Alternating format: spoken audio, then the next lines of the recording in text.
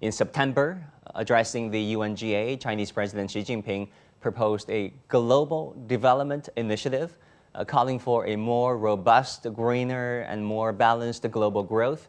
How do you see this proposal and its prospect? I had the privilege of presiding over the session when President Xi addressed the General Assembly.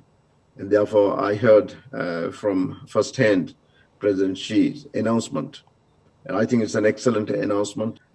What has happened with this pandemic is that when we launched ourselves in 2020 to the decade of action to achieve the 2030 agenda, to achieve the SDGs by 2030, the pandemic hit us. And the meager resources that many of the LDCs, small island developing states, and the landlocked states have allocated to achieve the SDGs had to be rechanneled to confronting the pandemic.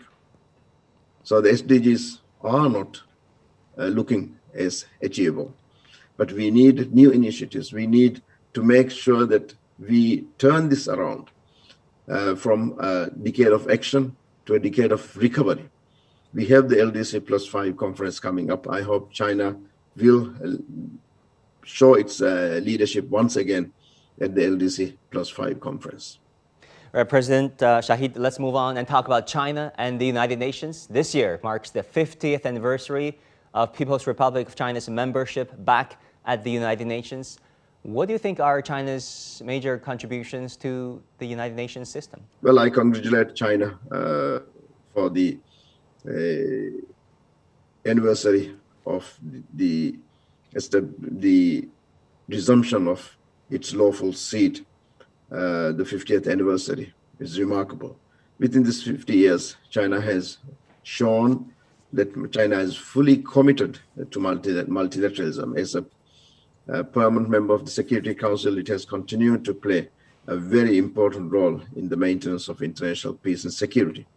Today, China contributes over 50,000 personnel to international peacekeeping operations. It is the second largest contributor in terms of finance to international peacekeeping operations of the United Nations. It is also the second largest contributor to the UN budget, therefore really showcases the commitment of China to multilateralism.